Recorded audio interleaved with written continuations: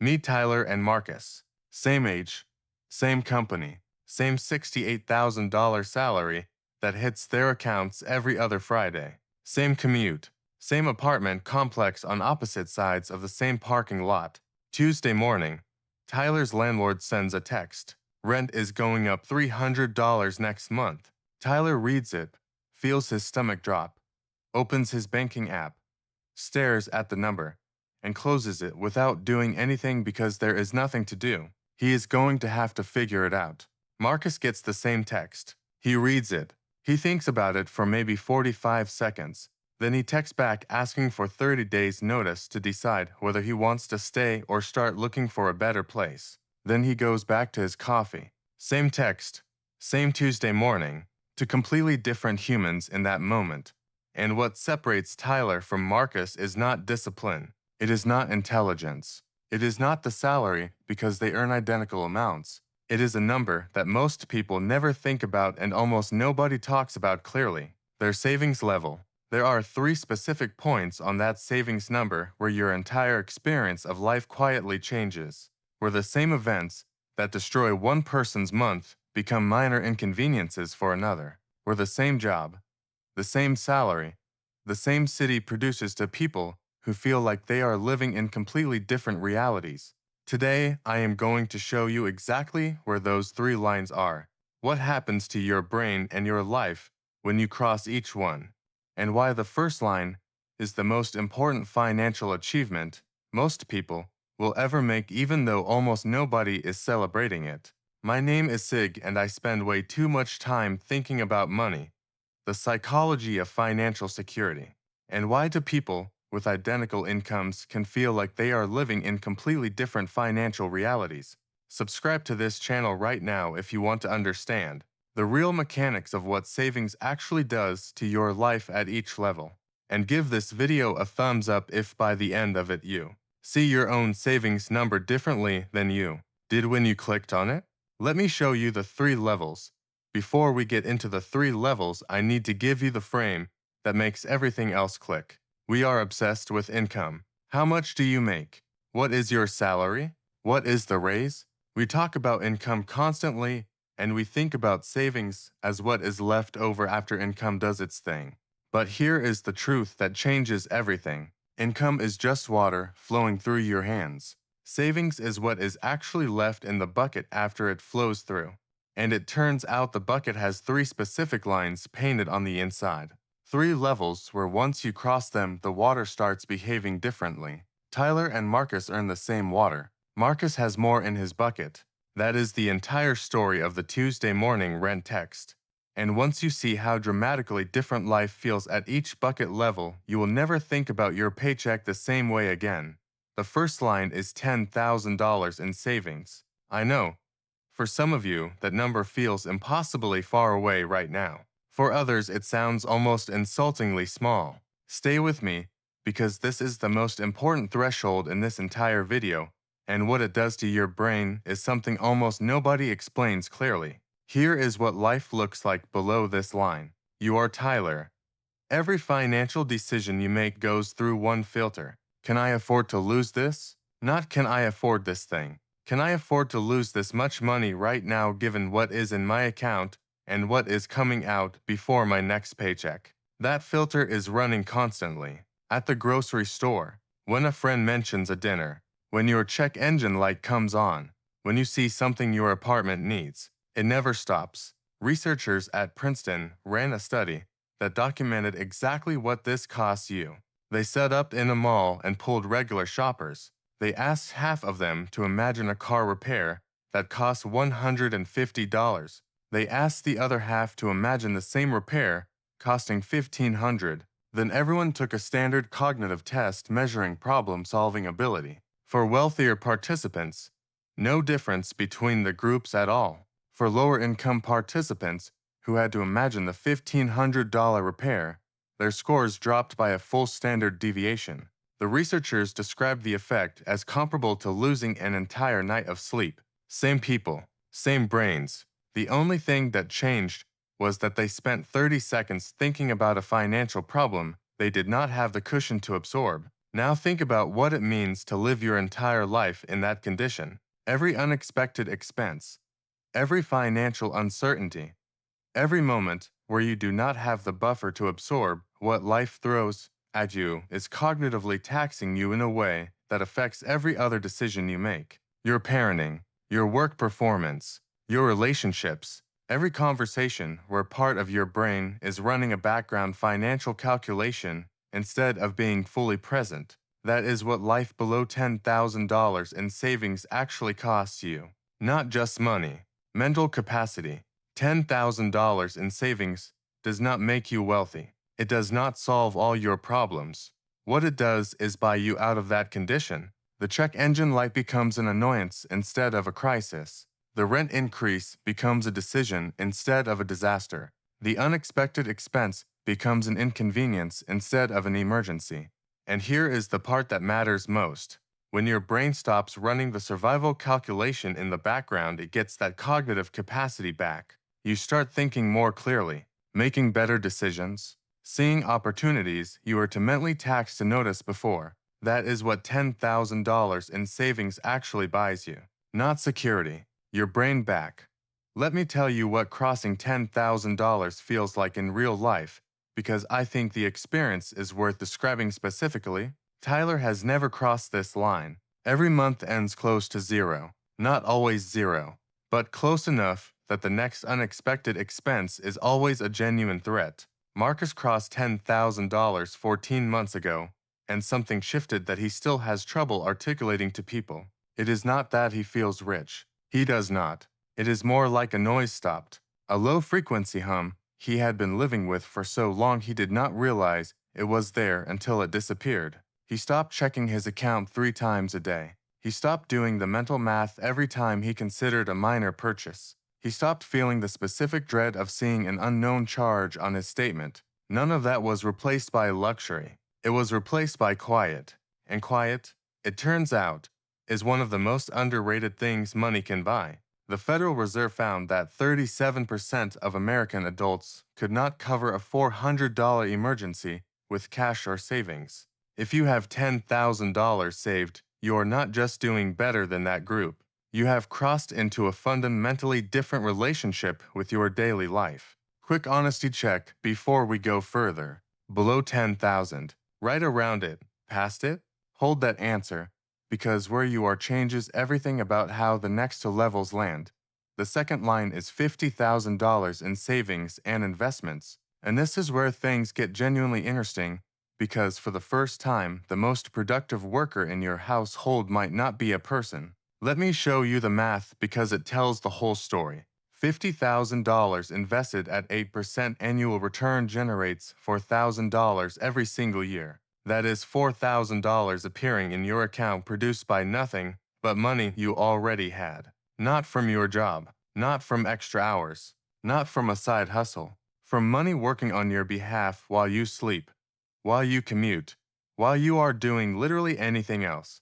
$4,000 a year sounds modest until you think about what it actually represents. It is 1/3 of a monthly salary for most people generated automatically. It is the equivalent of working an extra month and a half every year without showing up anywhere. And here is the psychological shift that happens at this level that nobody talks about clearly enough. You stop feeling owned by your employer. When Tyler has no savings buffer and he disagrees with something at work, he swallows it. He cannot afford not to. The job is the only thing standing between his current life and a financial crisis. But Marcus at $50,000 in savings has something different. He has what I call walking away power. Not the reckless kind, the quiet kind. The kind where he can sit in a meeting where something unreasonable is being asked of him and feel calm instead of cornered. He probably will not quit. He does not need to, but he knows he could survive if he did. And that knowledge changes everything about how he carries himself, how he negotiates, what he is willing to tolerate, what he asks for. He is not a different employee because he is braver. He is a different employee because he is not desperate. And it turns out that not being desperate is one of the most professionally valuable things money can buy. Here is the compounding math that makes $50,000 feel like a turning point and not just a bigger version of 10,000. Getting from zero to $10,000 is almost entirely your effort, your income, your discipline, your spending choices. Your money is barely helping you. But watch what happens as the balance grows. At $10,000 earning 8% annually, your money generates $800 a year. You did essentially all of the work. At $25,000, it generates $2,000 a year. Still mostly you. At $50,000, it is generating $4,000 a year. Now your money is doing real work alongside you. At $100,000, it generates $8,000 annually. Your money is now contributing the equivalent of a part-time job. At $250,000, it generates $20,000 a year. Your money is pulling a full second income. This is the compounding machine that people talk about but rarely see clearly mapped out. The first 50,000 and is the hardest stretch because you are doing almost all the work yourself. Every dollar in that account is a dollar you personally earned, saved, and decided not to spend. But crossing 50,000 is the moment the machine starts running on its own with enough momentum that you can actually feel it. The snowball has crested the hill. And from here the math starts working with you instead of making you push against it every single month. Here is something I need to warn you about because it is the silent assassin of this entire stage and it destroys more financial momentum than almost anything else. The trap is called lifestyle inflation and it is waiting for you the moment your savings balance starts to grow. Every time your income goes up or your financial pressure drops slightly, there is a gravitational pull to let spending drift upward right behind it. Researchers call this the hedonic treadmill. You get the raise. You move to the nicer apartment.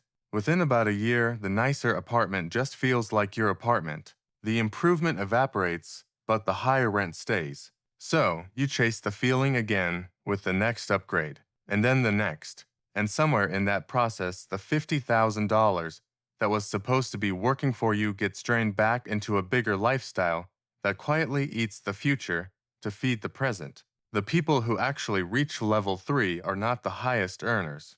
They are the people who had the discipline to let the gap between what they made and what they spent stay open long enough for compounding to walk through it. Level 2 is not about earning more. It is about having the nerve to leave the machine running instead of rating it every time the balance looks comfortable. The third line is $100,000 invested. And I want to be specific here because this is not $100,000 in a savings account earning 1%. This is $100,000 in a diversified investment portfolio earning the historical market average of roughly 8% annually. Charlie Munger, Warren Buffett's late business partner, one of the sharpest financial minds of the last century, was once asked about building wealth. His answer has been quoted endlessly for a reason. He said, and I am cleaning this up slightly, the first 100,000 is a grind, but you have got to do it. Find a way to get your hands on $100,000. After that, you can ease off the gas a little bit. Why would a billionaire fixate on a number that to him was a rounding error? Because of what happens mechanically after you cross it. At $100,000 invested at 8% annually, your portfolio generates $8,000 every single year without you doing anything. $8,000. That is nearly a full year's maximum IRA contribution earned by your money while you are living your life. But the math is not even the most important part of what crossing this line does. Here is what changes at $100,000 that the numbers do not capture. You start seeing financial decisions differently, completely differently.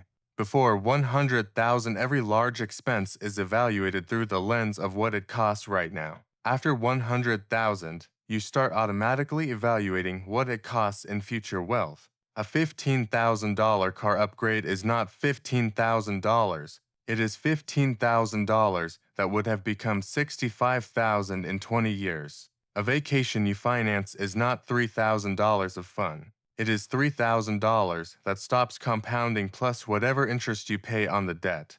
This shift in how you think about money is not something you decide to do. It happens naturally when you have enough invested that you can literally see the compounding occurring in your account. When you can watch $8,000 appear in a year from money that did not require you to show up anywhere to earn it. Suddenly, every spending decision has a different quality to it. Not miserly, strategic. There is a massive difference.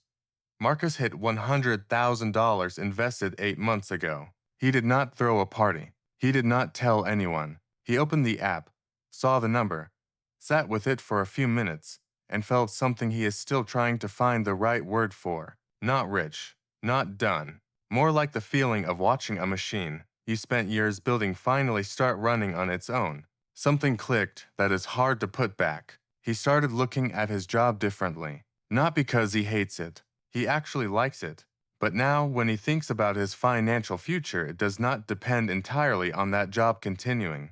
His portfolio is generating $8,000 a year and growing. Every year, that number is larger. Every year, the machine contributes more. He has options he did not have before, and options change everything about how you show up in every area of your life. Here is the reality check. Only about 40% of American households have crossed $100,000 in net worth. If you reach this line, you are genuinely ahead of most people around you regardless of what their car or their apartment suggests about their financial situation. Most visible wealth is financed.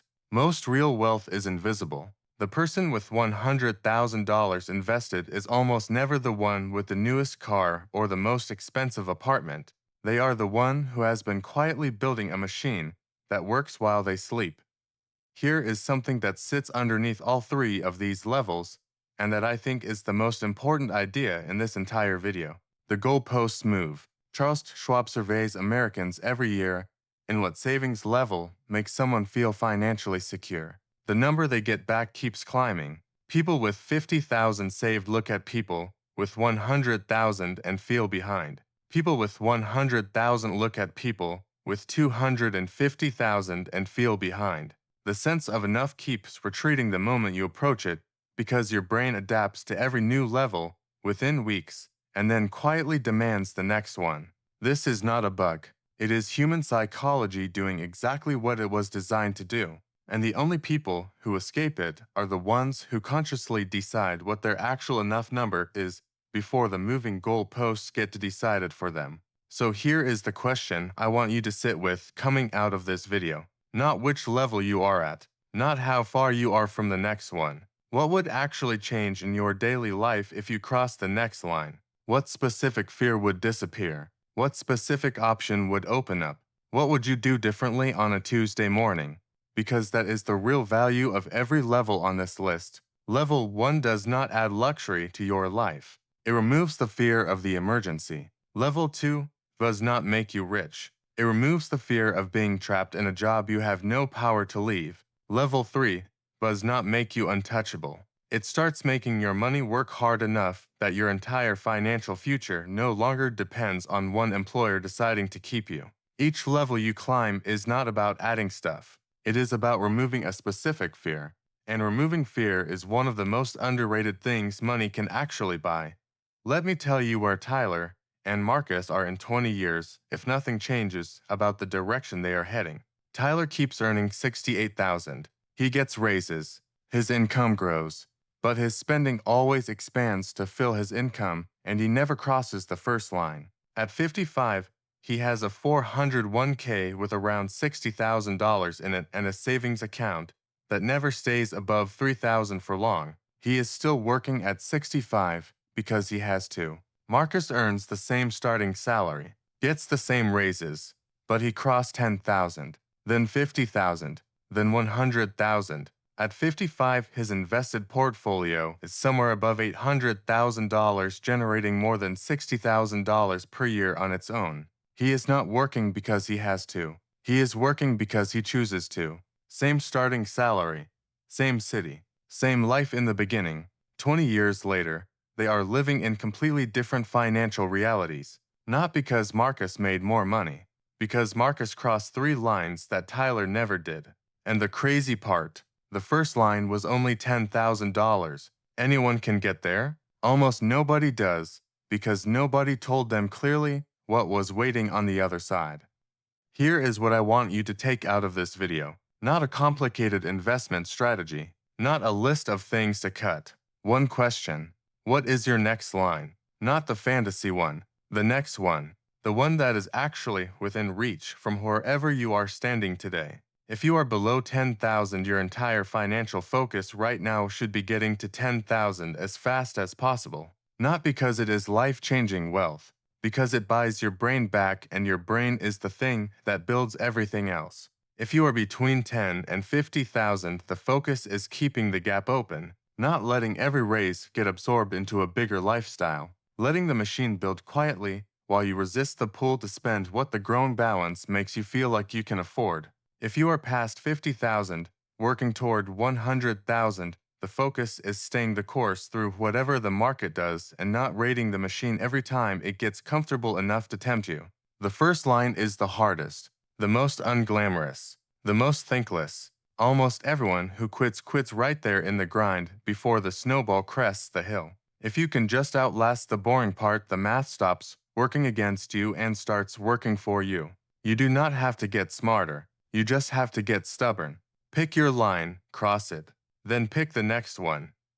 Now you know the 3 savings levels and what each one actually does to your life. The next question is how to cross the first line as fast as possible if you are not there yet. In my next video, break down the exact budgeting system that actually works for real people in 2026.